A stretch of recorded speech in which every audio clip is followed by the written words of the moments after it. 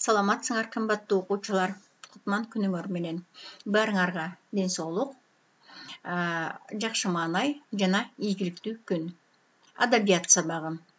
Бүгүн 9 айынын 30-у күнгө жума. Сабактын темасы Манас бабалар мурасы. Тема урока Манас наследие предков. Сабактын максаты. Цель урока. Биринчи максат. Манас эпосунун мааниси жөнүндө маалымат алабыз. Значит, первая цель это получим основную идею эпоса Манаса. Экинчи максат. Байланыштуу кептерибизди өстүрөбүз. Вторая цель. Развиваем развитие речи. Үчүнчү максат. Эл жерибизди коргоого жана сүйүүгө тарбияланабыз.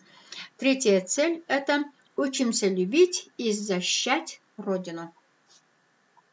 Месе өтүлгөн теманы кайталоо жана эске түшүрүү. Повторение пройденной темы и напоминание. Чогуу иштейбиз гана балдар, эсиңерге түшүргүлөм. Манас кандай эпос? Манас какой эпос?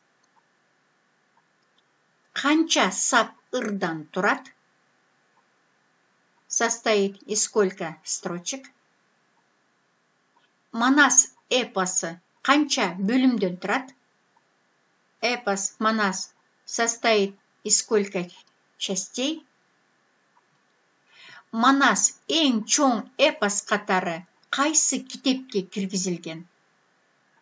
В какую книгу включен как самый большой эпос в мире?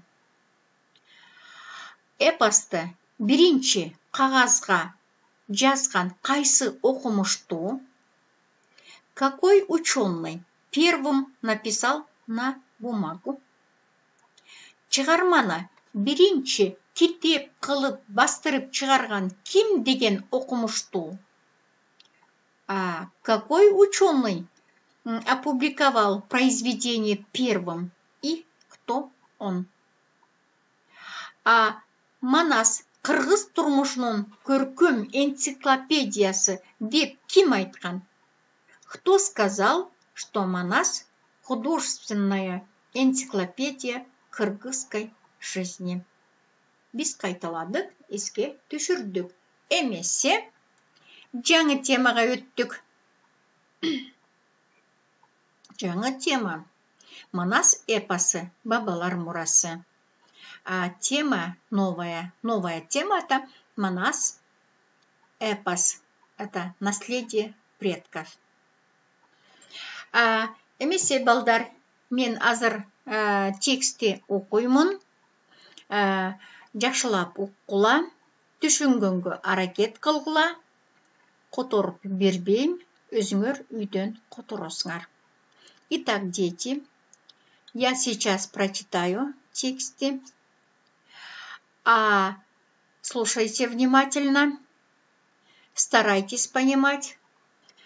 Перевод это вы сами дома.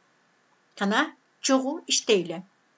Улуу чыгарма Манас эпосун атадан балага, муундан муунга айтып отуруп, ушул күндөргө жеткирген биздин бабалар.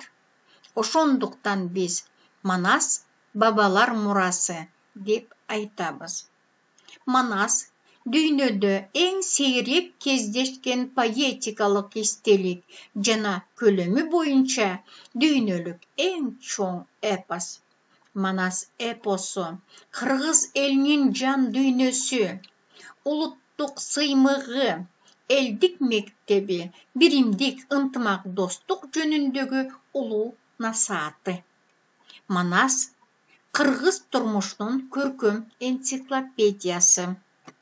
Улантабыз теманы, андан ары кечиресиңер, текстти уланталы, кеттик окуйбуз гана.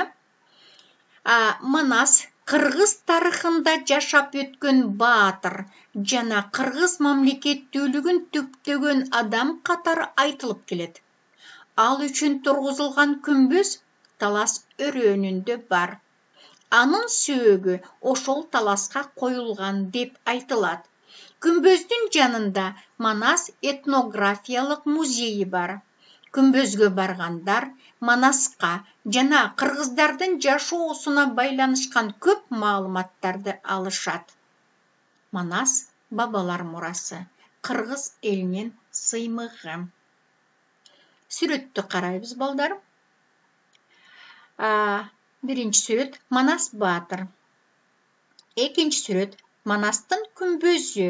Значит, это мавзолей Манаса. Манас этнографиялык музейи. Этнографический музей Манаса. Эпоса Манаса кечиресиңер балдар. Дальше. Кеттикпи? Эмесе үйгө тапшырма алалы. Биринчи. Тексти которуп келүү.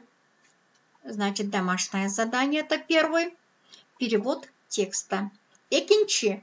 Жаңы сөздөрдү сөздүк дептерге жазып которугула. Новые слова пишем на словарный тетрадь и, конечно, перевод. Силерге бүгүнкү тема түшүнүктүү болдубу? Түшүнүктүү болгон болсо, барыңарга чоң рахмат айткым келет. Эмесе, кийинки сабакка чейин көрүшкөнчө барыңарга ийгилик.